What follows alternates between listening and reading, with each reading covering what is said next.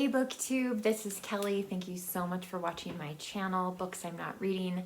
I'm here to do a spoiler-free review of Parade's End by Ford Madox Ford. I have been talking about this in my Friday Reads videos for over 2 months now, and I really felt like I owed it to you guys to do a little review. It will mainly be more about my experience of reading the book rather than the book itself. Obviously, I mean, just from the cover of this, which is the BBC cover, I mean, you can tell like World War I. Our main character, Christopher, is going to go and he's going to be on the front. But my interest in Parade's End mainly started because it was turned into a mini-series, which I also own. And here's, this is the HBO cover. I might be able to see it on streaming, I'm not sure. But I haven't watched this yet because I just can't quite let go of the book. I mean, look at all those sticky notes. That's kind of crazy. So I want to watch this, but at the same time, I just don't think that it can do the same things that the book does. So just a little bit about Ford Madox Ford. He lived from 1873 to 1939. And these 4 books, Some Do Not, No More Parades, If a Man Could Stand Up, and The Last Post, were published between 1924 and 1928. I think it took them longer to get to America, but when they were published, World War I would have still been very fresh in the minds of Ford's readers. So I read this again with Ali from Fox Folios, and she posted a fantastic review of it on Instagram. I would encourage you to check that out. It's very tight and concise, and she does a great job of capturing some of the things that we've talked about. And I also would tell you that if you're gonna read Parade's End, it is really good to read it with someone else. Because both Ali and I felt like we may not have been able to finish the book if it wasn't for the fact that we were reading it with each other. Because I have tried to read this once before. And also because like I remember, you know, at the very beginning of the book, I read it. I didn't really like the main character, Christopher. It wasn't really, I don't know. I didn't really feel anything. I didn't really see anything deeper.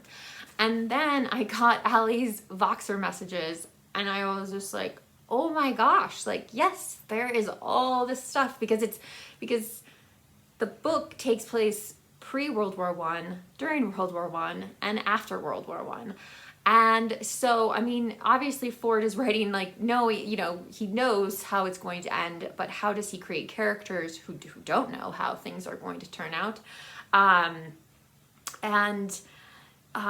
Yeah, like Ali just really, really opened up my eyes to a lot of references to things. There's no notes, unfortunately, and I don't believe Ali had any in her Penguin Classics edition. I'm not sure, but yeah, so there's no footnotes, there's no introduction, nothing. It's just the book. So I think there were a lot of things that I probably didn't get. And I also think that even today in England, people reading this, there would be references to things that people might not catch on to. So yeah, after all of a sudden I realized like that Ford Madox Ford was doing so much more than just a novel. I don't want to say just a novel, but yeah, like there's much more going on than just what you're seeing on the page. And the other reason I would really recommend reading this book with another person is because I will just say in more than a decade, this is the hardest book I have ever read. It was so challenging, and again, this is one of the things that I wonder how in the miniseries it's going to come across, because Ford Maddox Ford does such amazing things with language. So the first book, Some Do Not, is the longest one. Each book is shorter than the book prior to that. So the last book is the shortest book in the series. But at the beginning, at the first book, Some Do Not, when we get to the end of it, I was reading it and I was just so amazed by what he was doing with language. And to me, it felt like, the way I described it initially to Allie was, I felt like Ford Maddox Ford had a mirror and he punched it, and what comes across on the page are all these different splinters, and time and memory, and you're not really sure like what's happening, like what's going on. And Allie described it, I think, even better, she said it's like the characters are standing in front of a window at a time of day when not only can you look out and see what's out the window, but you can see a reflection of yourself and you can see what's behind you. You can, your memories are somehow present. And he very much plays with time, with memory, with the order of when things happen. It sometimes is unclear, like did this happen in the past, or is this happening in this moment in the book, that sort of thing. So the first book, Some Do Not, until we get to that end, I feel like it's very, yes, it's also addressing issues of class. There's kind of this metaphor with Christopher that he's kind of a saint-like figure, and we see the beginnings of that in this. There's also his extremely complicated relationship with his wife and this woman that he meets, that he falls in love with. But we don't really see into the minds of the characters very much in the first book. It's very much we're sort of observers, we're watching these things happen.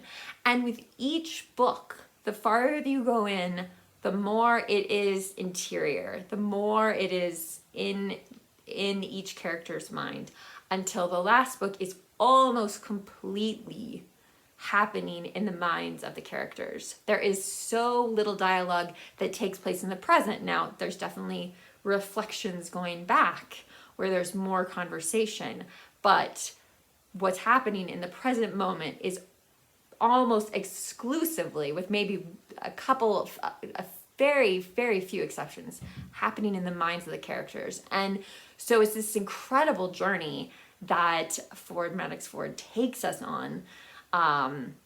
So some of the things that I struggled with were the scenes that took place during World War I, and it was because I felt so sort of disoriented, and I just really I was just lost. I was just really lost in this one particular section of If a Man Could Stand Up. And it took me a really long time to get through that section because it was just, but I don't think that is, I think that is intentional. I think Ford Maddox Ford wanted us to feel disoriented. There are other scenes where, again, using words, it almost seems like there's an explosion on the page, like we're experiencing sort of a bomb going off, and there's references to things being in haze and like the mustard gas and nerve gas that was used during World War I. And so he's just playing around with all kinds of things on so many different levels. Like it's just hard to believe how many papers someone could potentially write from Parade's End. But again, like I said, the section that was just so difficult for me, I think was absolutely intentional. Like, I'm supposed to feel like I'm lost in all of these trenches. Like, I don't know who's in charge. I don't know who's making decisions. I don't know what we're doing. I don't know what time of day it is. The mud and oh God, just all kinds of things. So much going on in this book. The descriptions of the women are like just very, like Christopher's wife and the woman he falls in love with, they could not be more different. Christopher's wife, Sylvia, is one of the most evil women in literature. She's just completely sadistic and looks for all kinds of ways to hurt Christopher, and unfortunately, and she's frustrated by the fact that like he doesn't really seem to respond to them. But Allie was the one who picked up on the fact that in one of the sections she's described over and over again in terms that we would use to describe a snake. And then in the last section of the book, for me at least, I felt like it was very much like what's happened to the Garden of Eden, right? Like we see life as it is before the war, and this sort of, hierarchy and, who's good enough to go to whose party, like who's smart enough to be there, that sort of thing. And Christopher is an incredibly smart character.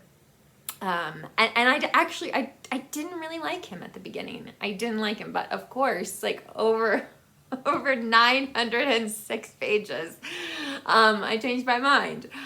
But he's still not a perfect character by any means. Everyone is so complicated. It's just fascinating. So it was a great reading experience. Again, I hate to say like something's a perfect book, because this is not. Like, there are some things to it that had some. I just wondered what Maddox Ford was trying to say, if that was how he really felt, or if it was more about the time that he was living in and the attitudes, those sorts of things. But so it's amazing. It's an amazing reading experience. Again, I will. I encourage you to check out Allie's review on Instagram. And Allie, if you'd like to repost your thoughts in the comments section, I will pin them to the top there.